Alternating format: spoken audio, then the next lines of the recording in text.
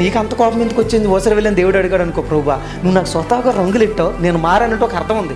ఈ పనికి మాలినోళ్ళు మందిరానికి వెళ్ళి తలచినా ఏది అడిగినా అని పాటలు పాడారు ప్రభువా. పాస్టర్ గారి దగ్గరికి వెళ్ళి నేను ఒక్కసారి మాట ఇచ్చానంటే సచ్చే వరకు మాన్నా ఇలాంటి మాటలు ఇచ్చారు ప్రభువా. మా పాస్టర్ గారు గొప్ప దైవ సేవకుడు, ఇలాంటి పాస్టర్ గారిని ఎక్కడా చూడలేదు, మా అదృష్టం అన్నారు ప్రభువా.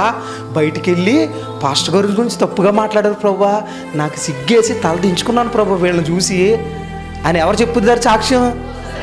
ఎవరు చెప్తారు? ఇన్ని రంగులా నువ్వు ఇచ్చిన మాట ఏది, నువ్వు ఇచ్చిన తీర్మానం ఏది, నువ్వు పొగిడిన పొగట్టలేవి, మందిరాల్లో నువ్వు చెప్పిన సాక్ష్యాలేవి, మా పాస్టర్ గారు అలాగా ఇలాగా మందిరం అలాగా మాలాంటి పరిచయం లేదు, ఇన్ని మాటలు చెప్పిన వీళ్ళే అదే దైవ సేవకుల గురించి బయటికి వెళ్ళి గ్రూప్ మీటింగ్లు పెట్టి చెత్త చెదారని చెప్తున్నప్పుడు నిజంగా ఓసర వెళ్ళి సిగ్గుపడదా?